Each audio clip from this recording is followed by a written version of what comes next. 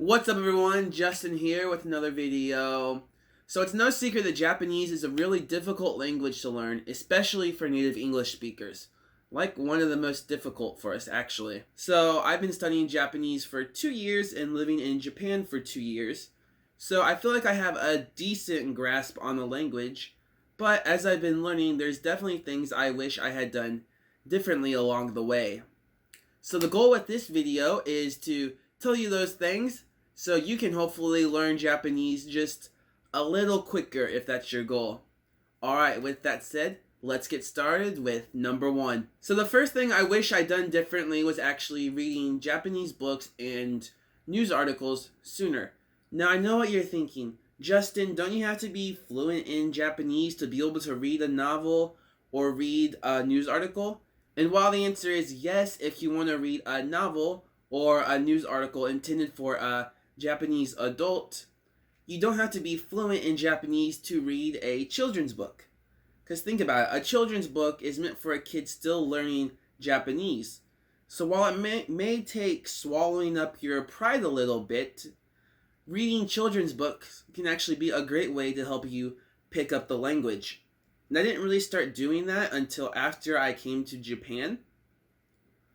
And if you're reading the book and you see a certain grammar pattern or a certain word that keeps coming up, you can be pretty confident that it's probably used in everyday life. Overall, it's just a great way to pick up new words and new grammar naturally. If you're not able to find Japanese books in your area, well, we live in the age of the internet and you can actually read Japanese news articles online.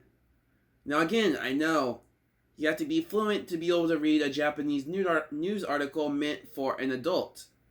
But there's a great website called NHK Yasashi Nihongo or NHK Easy Japanese. And what they do is they take actual news articles and put them into simpler Japanese that anyone learning the language can understand. And as a bonus, once you're able to read all these articles no problem, they actually have links to the original articles so you can try your hand at reading the more difficult Japanese. And overall, reading is just really a great way to improve your fluency in the language, especially if you're reading stuff meant for a native speaker, because that's going to be the most natural, of course. On a side note, reading news articles in Japanese is also a great way to find out what's going on in Japan or how Japanese people might be viewing events around the world, which can give you something to talk about if you have any Japanese friends. So the other side to this is spending more time watching Japanese kids shows. When I started learning Japanese, I wanted to watch my favorite dramas. So stuff like Code Blue or my favorite reality show, Terrace House. But the problem is, these shows are meant for native speakers or anyone already completely fluent in the language. Never mind that Code Blue is a medical drama and has a bunch of difficult medical words I don't even understand in English. I can always watch them with subtitles, but of course, one of my main motivations for learning Japanese, especially at the start, was being able to watch shows without subtitles.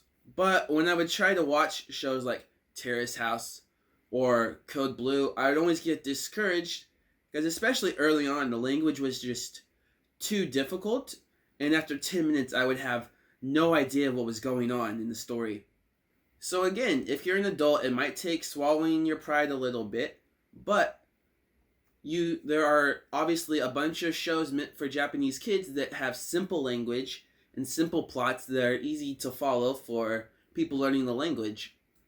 And I would really recommend those shows. So stuff like Doraemon or Anpanman. If you just Google watch Doraemon or watch Anpanman, then you should be able to find them somewhere on the internet. And then once you're able to easily understand those kinds of shows, you can slowly level up.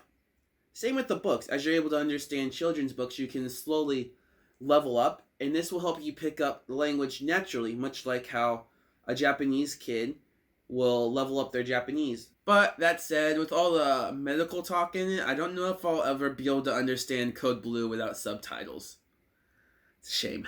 So the next thing I wish I'd done differently was trying to speak with Japanese native speakers more. Early on, I definitely think I could have spent more time trying to talk with native speakers.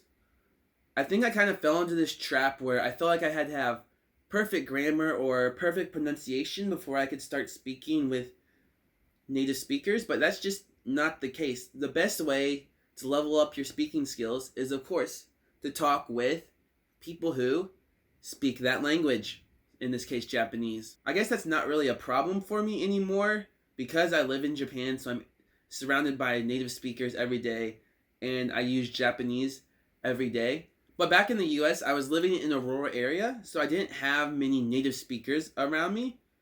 So what you can do is hop on the internet, which if you're watching this video, you obviously have the internet, so there's no excuse. Go online and download an app or find a website that actually lets you talk with Japanese native speakers who want to learn English. And then you can do like a language exchange. And that's something I wish I'd done sooner, was finding more native speakers to talk with. The last thing I would have done differently is start earlier. I know this is something a lot of people say about a lot of stuff, but it's actually really true. And there's actually a story behind it in my case. So when I was in high school, I wanted to learn Japanese. I wanted to start learning Japanese. But of course, I grew up in small town USA. So my high school didn't have any Japanese courses. And I was never very open about the fact that I wanted to learn Japanese because I was kind of embarrassed for two reasons, really. At the time, my main interests were food, anime, and dramas. And the second reason I was kind of embarrassed was because in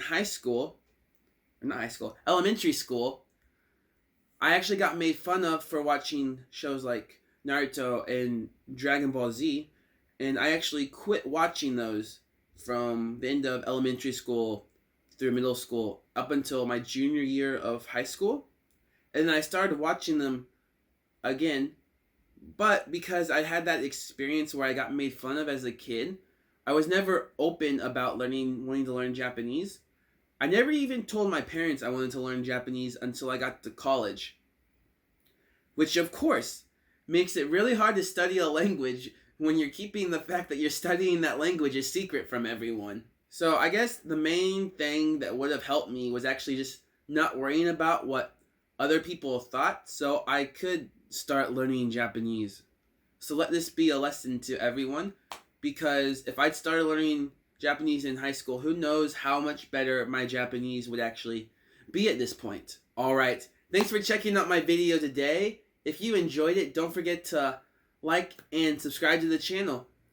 Alright, see you next time. Mata ne.